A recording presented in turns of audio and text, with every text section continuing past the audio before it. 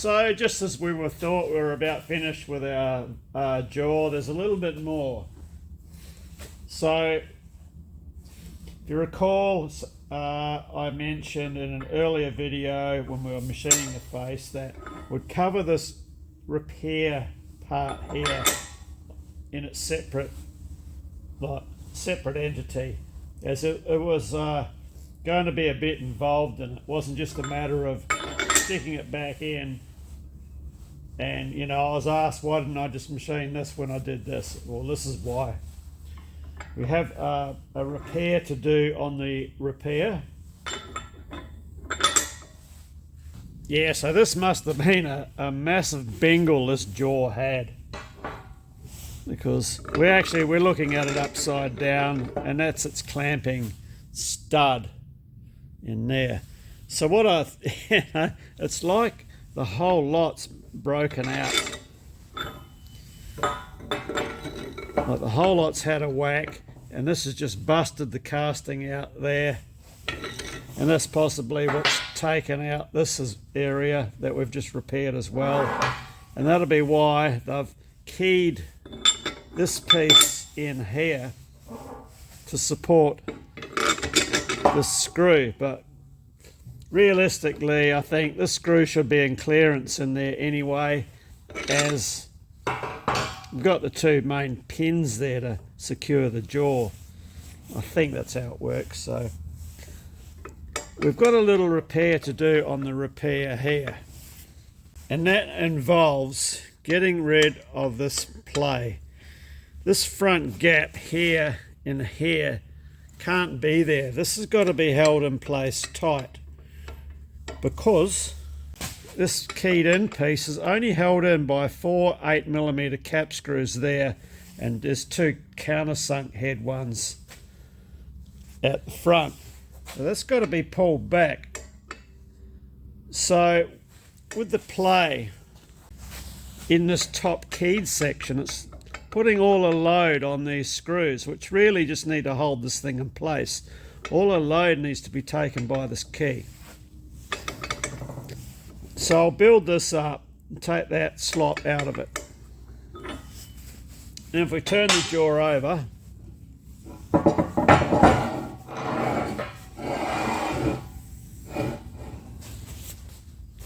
these 4 holes here are drilled through, they're not tapped. Now, before I cleaned all of this, there was evidence that there'd been another piece in here, which I've never seen. So I'm assuming, and this time it is safe to assume, there was a piece they'd made up to go in here, had a bit of a clearance or a V machined in it to pull up hard on here, and that way it can pick up on all 6 mounting bolts and sandwich the whole, you know, piece together. Pulls all this together and clamps it all solid. So that's what I've got to sort of sort out. Okay, using our TIG welder, we did a build up on the rear half of the curve on this radius on both sides, and then filed it back until we were getting an interference fit in here.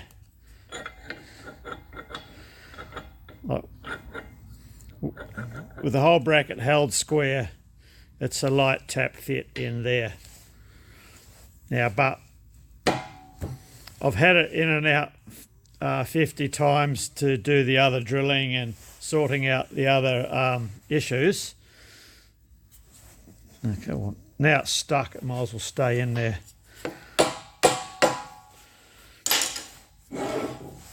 So that's taken all that gap out under there where we had like a 1mm gap there before. So now all of the forces, any forces that get applied to this plate are all locked in by the key, as they should have been in the first place. So then I counterbored them all for screws, all 6 locations.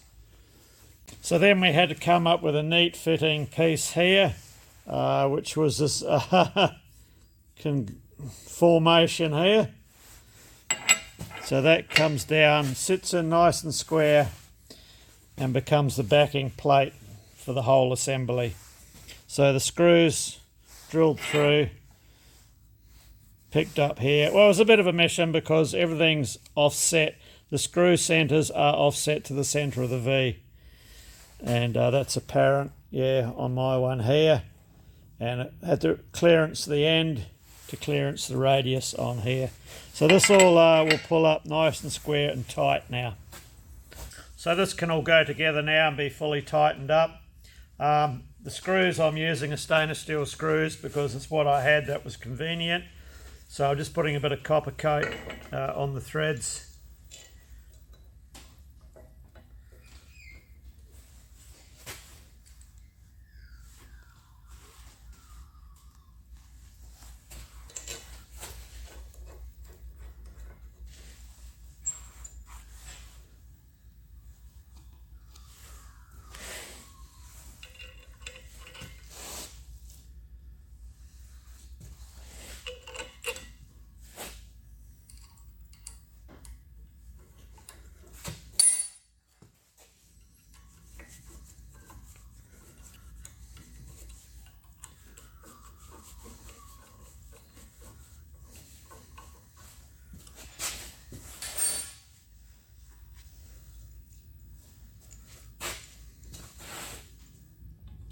Being stainless, just to prevent any sort of, hopefully prevent any sort of galling or anything like that.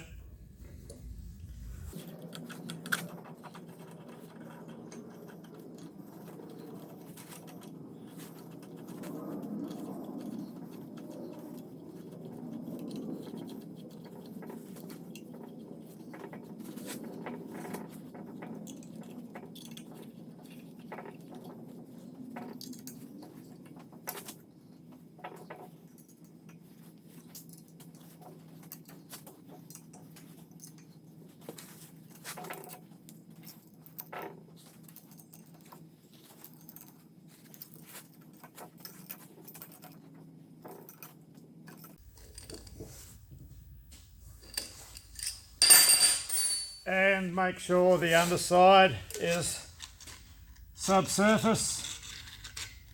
So if it is, the front doesn't matter.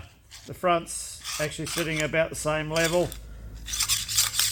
because the jaws stick out proud of all of this anyway. Right, so that's that one completed. And it even looks like it's meant to be there in a fashion. Yeah, so that's the repair carried out on the repair.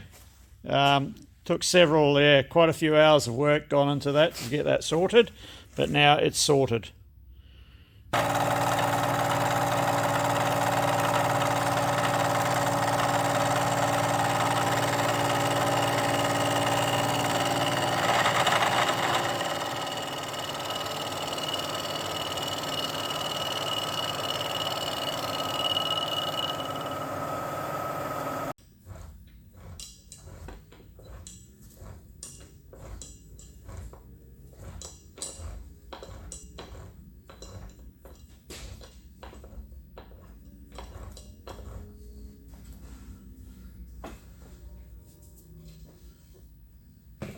I just had a couple of hours up my sleeve, so the elevation was frozen on the rear bearings, and freed up the table traverse as well.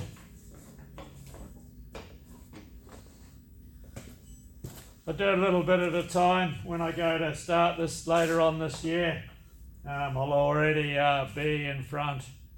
Alright, back to our planned program.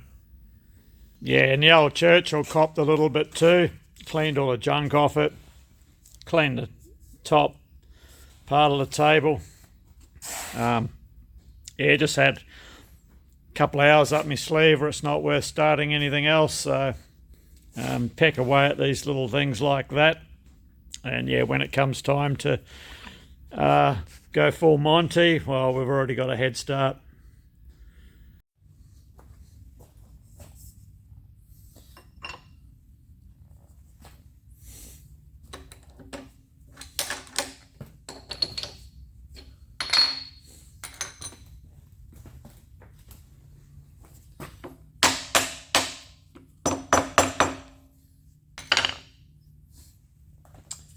This is our missing jaw that we're making.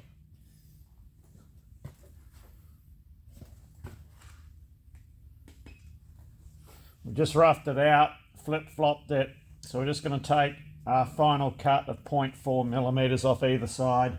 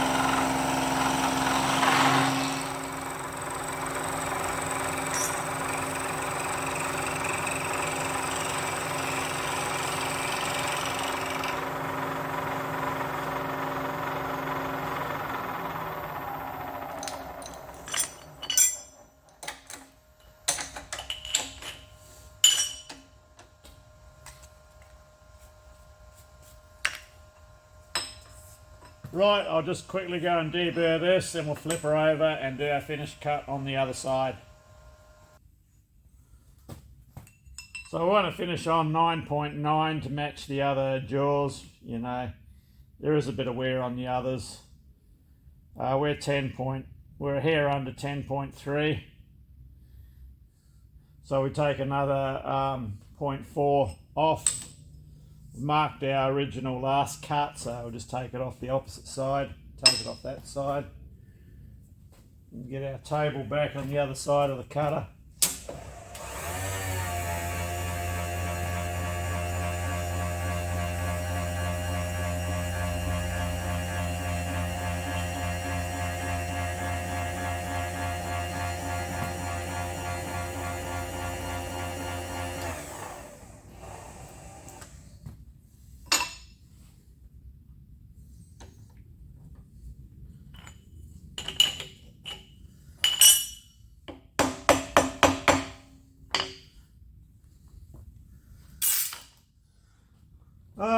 Okay, so we want 0.4. Just come up on the DRO just shy, whoops, overshot it already. Just shy of that. 395 on the Z. And that'll change, so I'll just start the machine.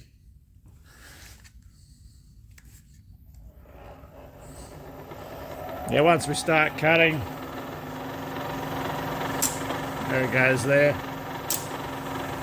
So we got that cutter running pretty quick. It's just a shitty old bit of mild steel flat bar. It's going to give us a crap finish. Running just shy of 1500. Our feed. What do we got there? In the vicinity of about 300 millimeters a minute. Just put a bit of cutting oil on it, probably won't make any difference with this material.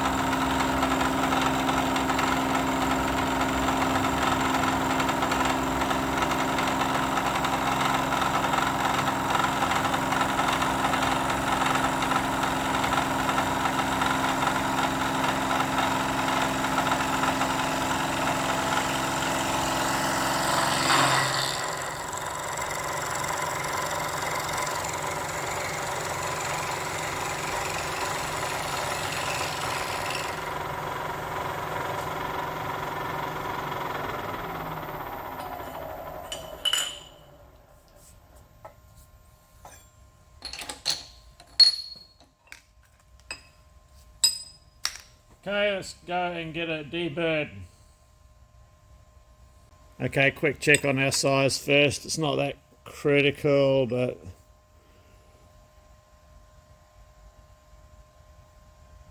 it's 9.9.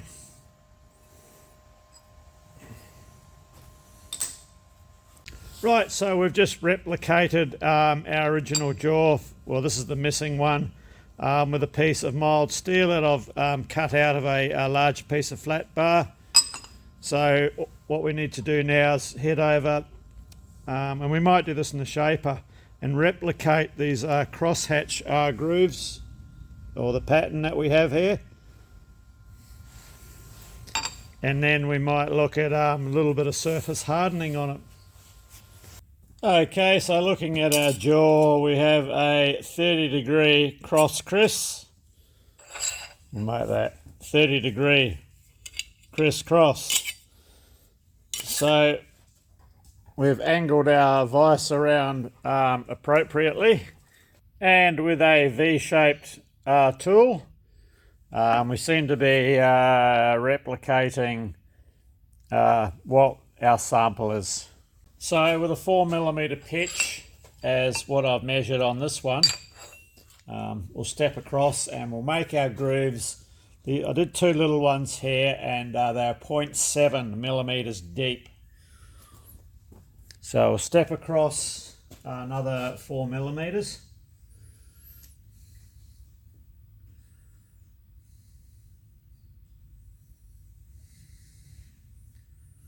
Should be there. Fire up our machine. Take a cut.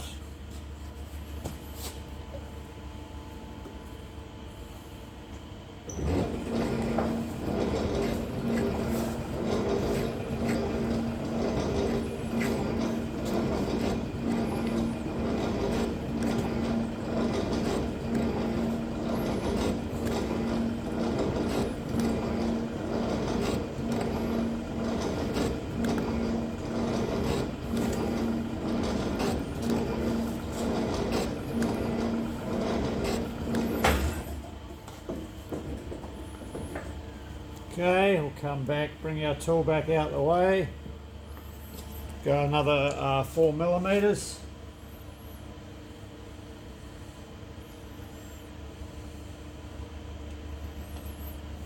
Repeat the process.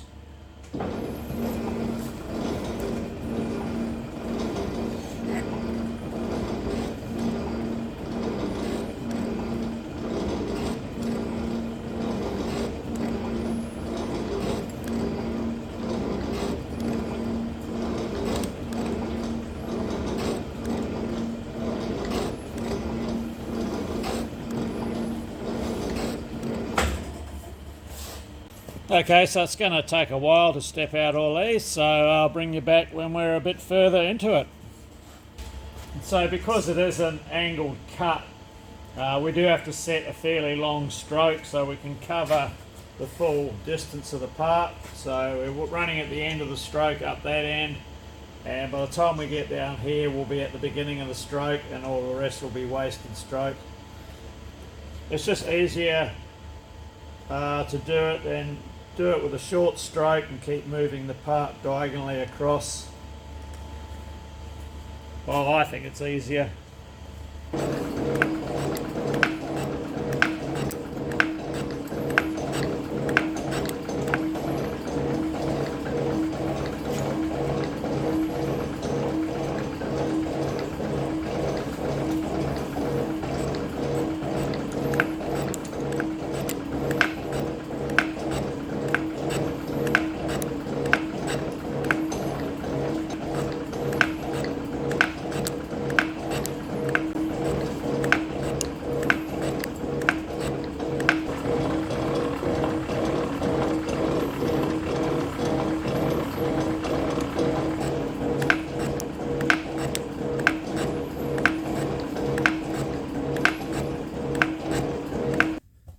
Okay, that's the crease. We'll get our vise swiveled around 60 degrees and do the cross.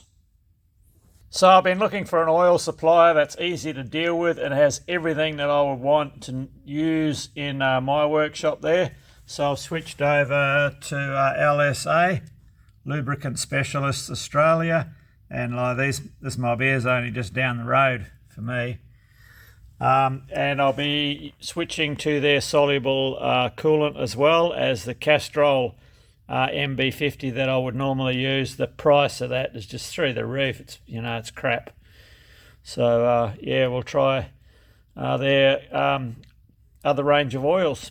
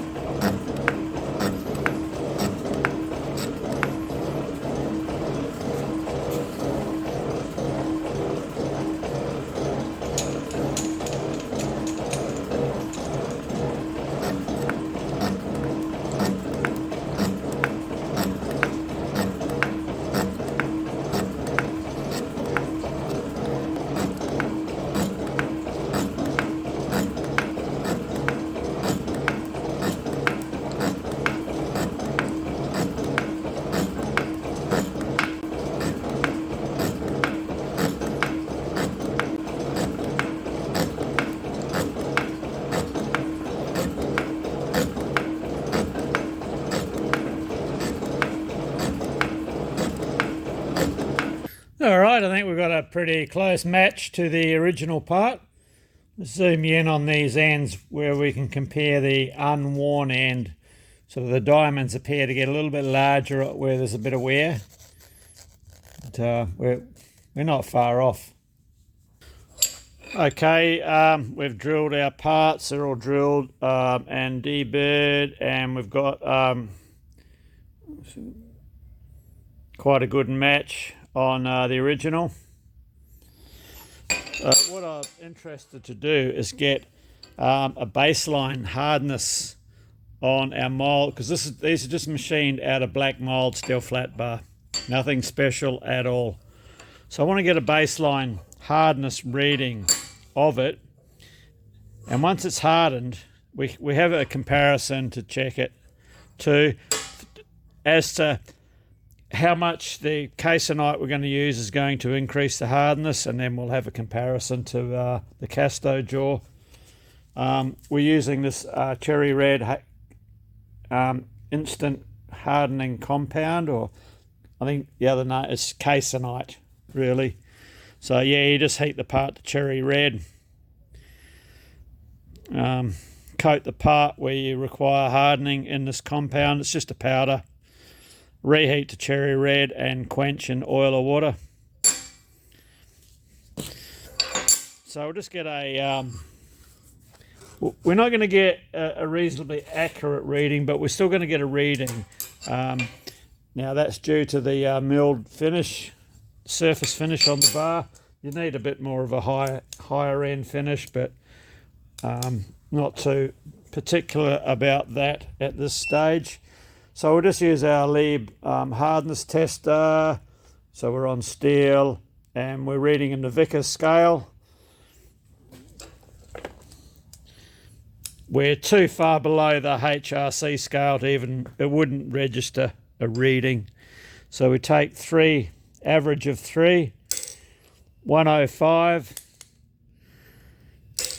112, 105, average of 107,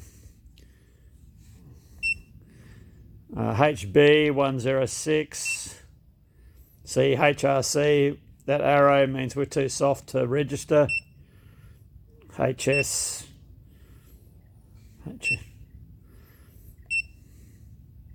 Vickers, that's where we were, 107. So I'll just record that number and we'll check it at the end. Now, we'll have to put a bit of casenite on the back because there's no way we're going to get a reading off any of the serrations on here.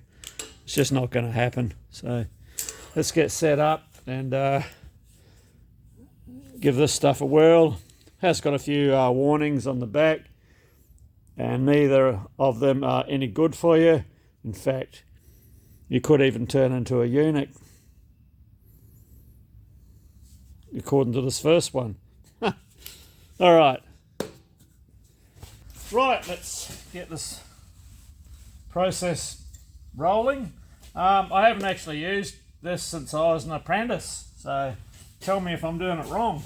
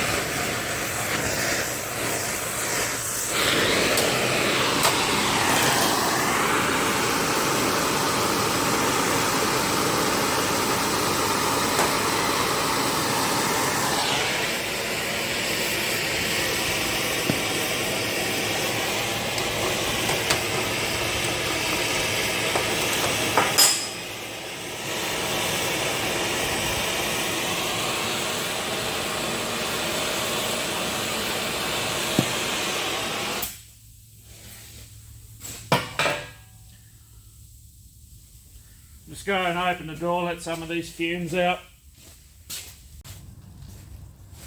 Just in case I turn into a eunuch. Can't have that. Right.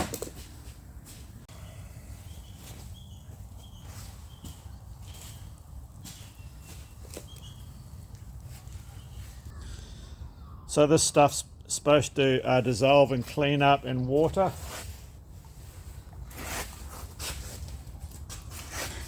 A bit of a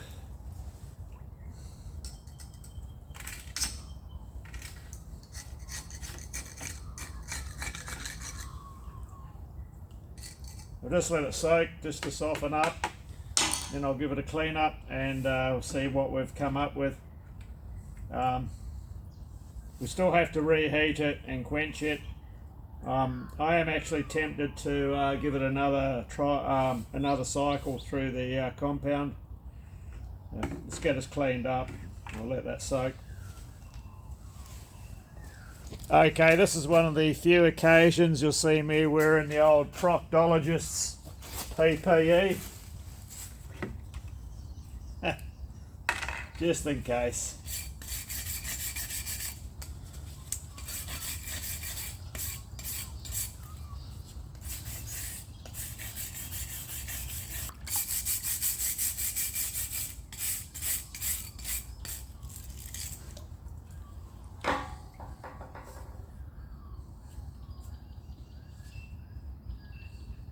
Well, you know, I don't know if we're going to need a second ongoing. Let me think about it.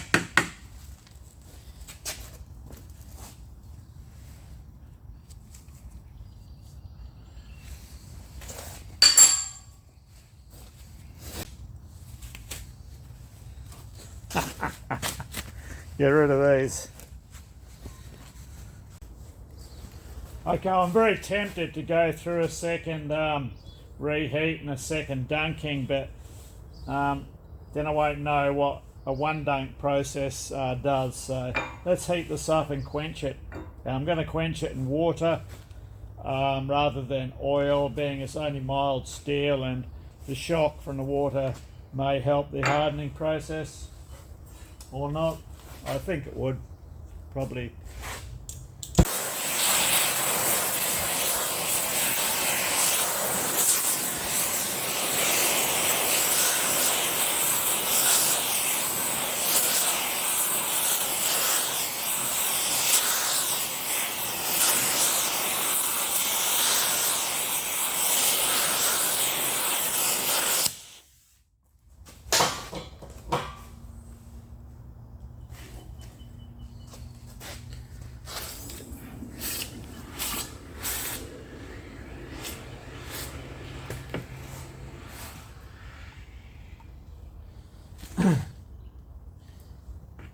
Yeah, there's two trains of thought about turning your torch off. They're actually not trains of thought, they are documented procedures. And one is to turn your acetylene off last, and the other one is to turn your acetylene off first. Depending on where you come from, yeah, it's two opposite procedures. At the end of the day, the safest procedure is to turn your acetylene off first. That way, the oxygen will blow the excess acetylene out of your handpiece and everything, and you're less likely to get a flashback, which is your acetylene burning. You know, you have a pop, your acetylene then starts burning back up internally in your torch handle. And it will burn back up through your hoses back to your regulators. What we use is flashback arresters, and you're supposed to have them on your torch end and on your regulators. But yeah, safest way is acetylene fuel off first.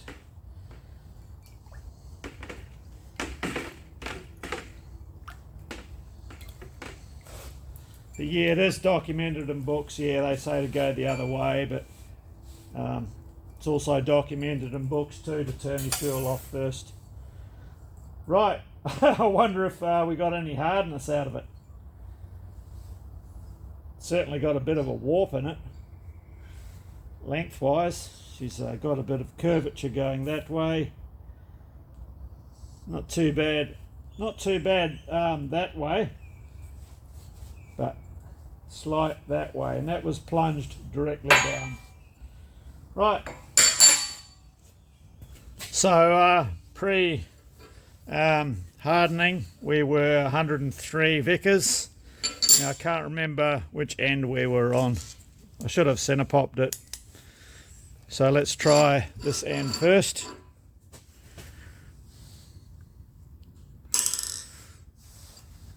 $257, 213, 238, so average of 235.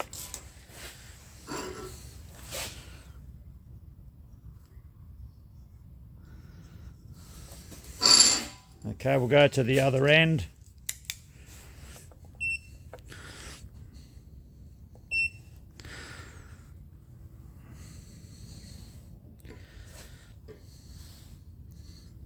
I am holding this firmly down so we're not getting any rattle too, which you got to do. And our bench is thick enough. If you do this, you can't do this on a thin bench. You have to have a bit of mass underneath your part. 246, 176, 241, average of 220. So not a great deal of difference there from one end to the other. So yeah, 220, 235. Let's try the middle. As we know, we didn't do any dunking there. 172, 195, 249, average of 204. So, you know, it would have got a bit of residue then, I'm guessing. Okay, let's try an edge.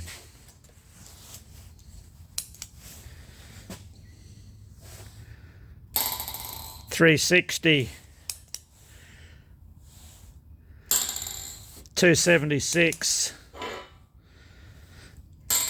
$295, average of 309.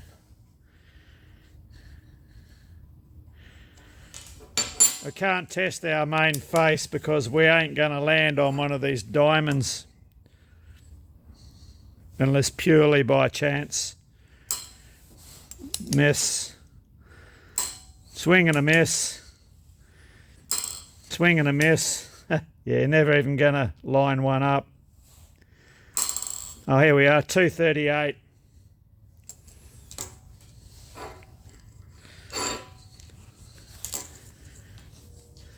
On the face. So we've come from 103 Vickers to 238.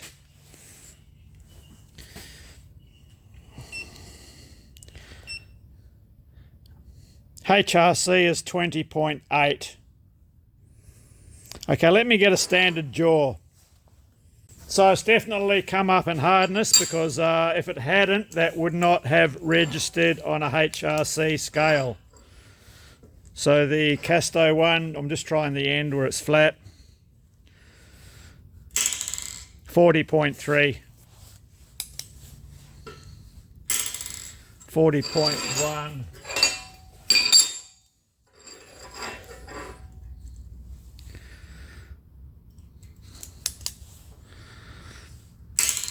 40.2.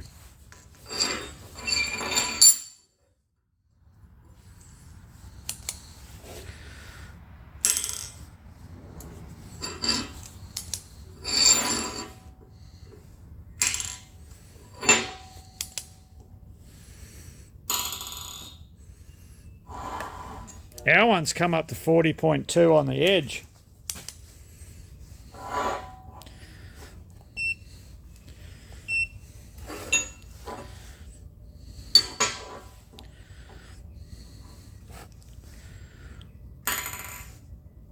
$25.2 there, 38.1 there, 38, so average of 33 HRC.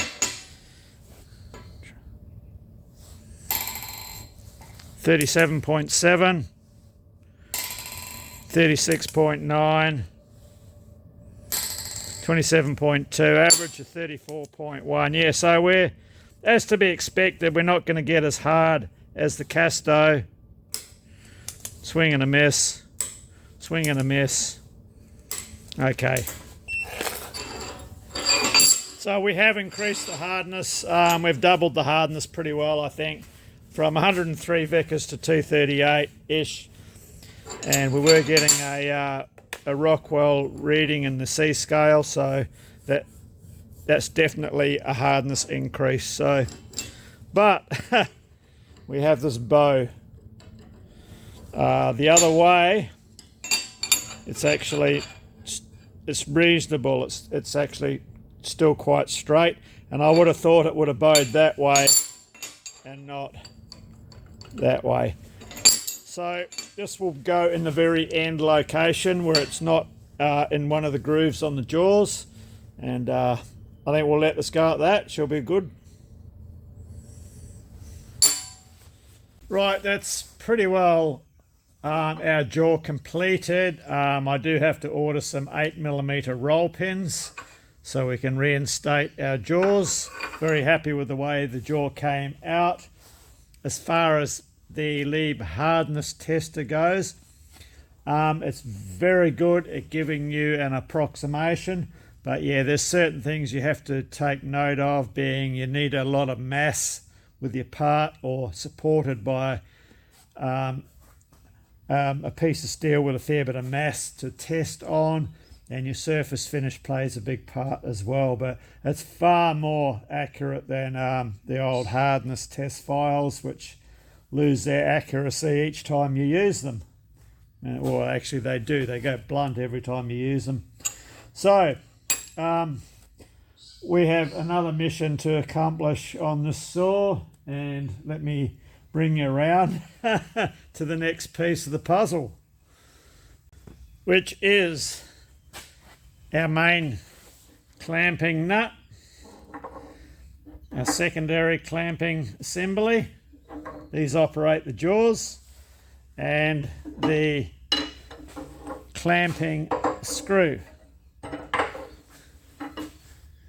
So it's 6 of one, half a dozen the other what I do with this screw, whether I just put a tool in the lathe and touch it up or make a new one. I had fully expected this to be a trapezoidal thread. However, it doesn't measure up to a standard metric size. 20, let me get my vernier. Yeah, so this thread, I don't know what is actually going on here with this thing here, because if I measure the OD on an unworn section, it's 27.2, which is a bee's dick over inch and a 1/16, so it's in nowhere land. If we measure the pitch,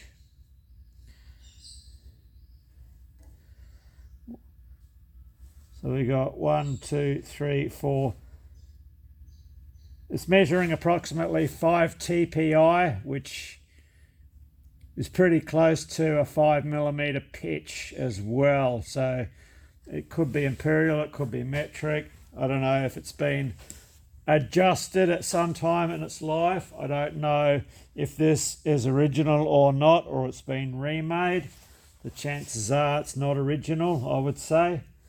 Maybe, maybe not. So she's a bit of an oddball.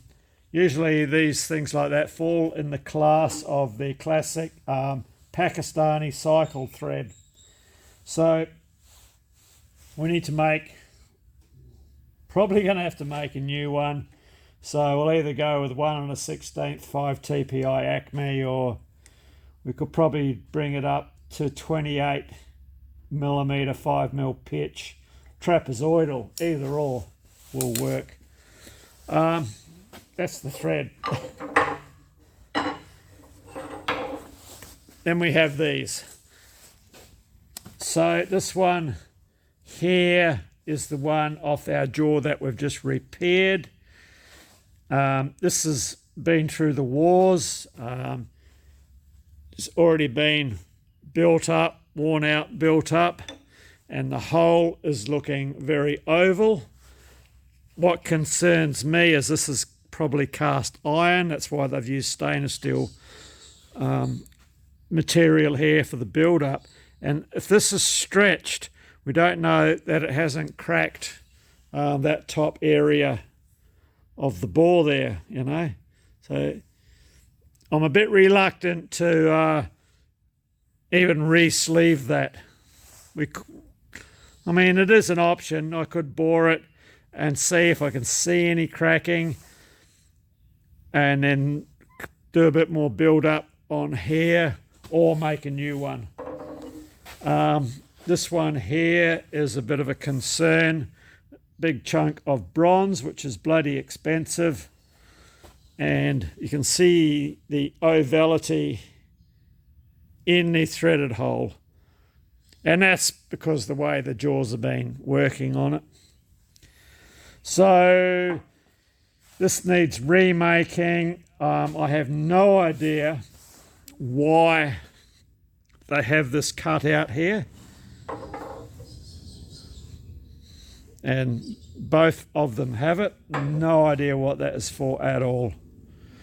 So if I remake this, I'd remake it out of steel and put a bronze insert in it for the thread.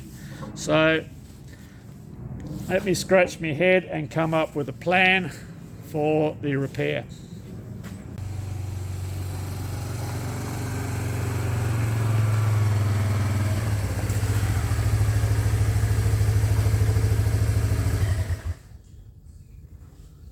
shopping trip.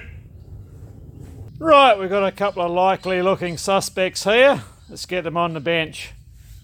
So we should be able to get our parts out of this piece of 50mm 2-inch material here. Oh, these are for something else later on, so yeah, I'll get these cut out. Okay, this looks like it'll work, so cut through there, cut through there, cut through there, cut through there. Those will be our two pieces. Thickness matches up.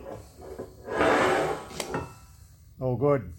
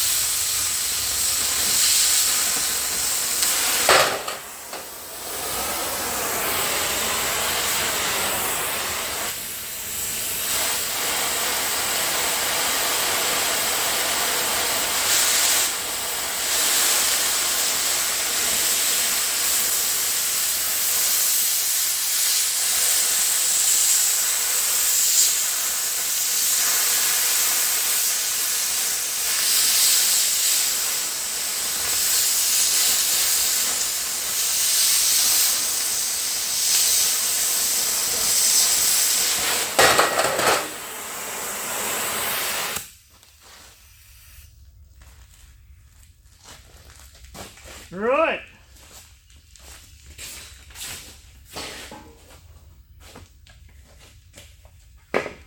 Let that cool down. It wasn't worth getting the beetle. They're only, to cut it, you know, they're only short little cuts, so hopefully, I know we were pretty tight on our lines, so see how we go. Had the electrician around too, so he's connected up all the loose cables that I had. Connected them up now into the main fuse panel, and finished off the wiring, my welding bay. So I got two standard 10 amp outlets, 15 amp single phase outlet. We already had the the 20 amp single phase there, and installed the 20 amp 3-phase and a 32 amp 3-phase there for the welders, and another couple here, 15 amp single phase and a double 10 amp single phase. So yeah, that'll make life a lot easier over in this corner of the workshop. I no longer have to run leads over here, so yeah, onwards and upwards. Right, our blocks. So I think next we need to find a machine. We can make our 2 blocks here look like that. Well, one will look like that and the other one will look like the other one. Well, okay, I think we'll bring this one to a close here. So we've got our materials all organised for the next stage on our KASTO rebuild. So we have a direction there, at least for the nuts. As far as the thread, I'll probably end up cutting one, whether that be Acme or trapezoidal. It doesn't really make much difference, they're the same. It's only a bees dig different in the thread angles and that. No big drama there. Yeah, I now actually got to pull my finger out and make a start on this, but this is for another video. Anyway, cheers, thanks for watching, and yeah, hopefully catch you in the next video. Have a good one.